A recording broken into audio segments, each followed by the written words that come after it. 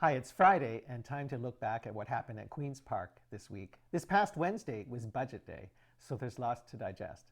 I'm going to be talking about the third wave of COVID, and I'll be talking about what was in the budget and what was not in the budget. This week we'll have more opinions from me than usual. If you're interested, stay with me. If not, look for next week's post.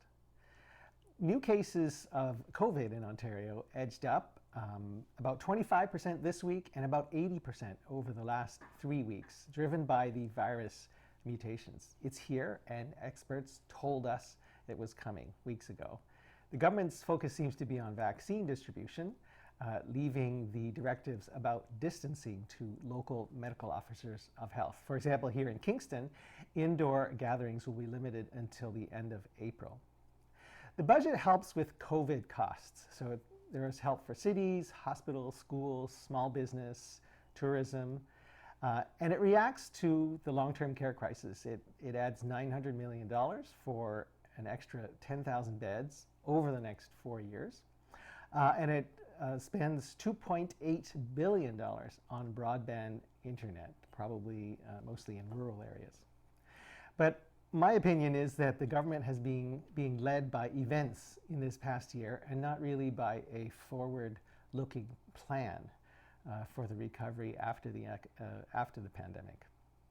The budget doesn't really plan for economic growth. For many years now, we've been lagging in innovation, in the productivity of labor, investment, research and development, and economic growth determines when we hit the spending limits for the things we need, and that's why there should be a focus on economic growth. So just one related area, spending for K-12 education, it goes up this year, but then it is scheduled to go down after inflation is taken into account. There's $250 million for municipal housing, shelters, rent subsidies, and so on. But there's no plan for housing. Housing is something that we need a lot of, and it's also a constraint on economic growth. There's $150 million temporary for transit, which has been hurt by the pandemic. But there's no long-term plan for how to improve transit, to improve active transportation, and which helps deal with congestion and also with housing and economic growth. There's a doubling of the child care tax credit for a temporary tax credit, again for the costs incurred during the pandemic. But there's no plan for more child care spaces, which will help parents, especially women, return to work, and that is a part of economic growth. There's no plan for moving towards more home care to relieve the burden on long-term care and hospitals.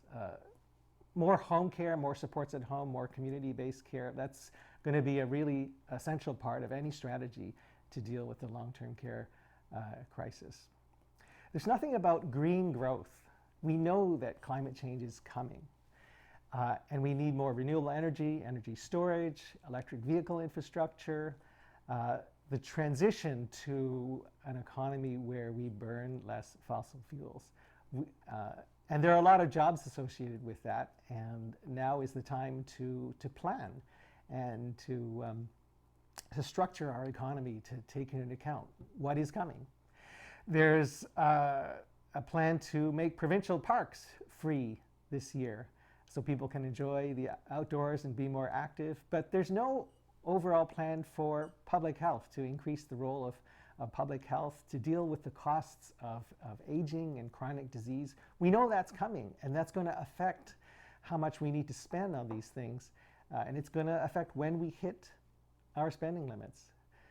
The cost of the next crisis, whatever that's going to be, we can deal with that by having a strong public health system. We know that the costs associated with chronic disease and aging is coming.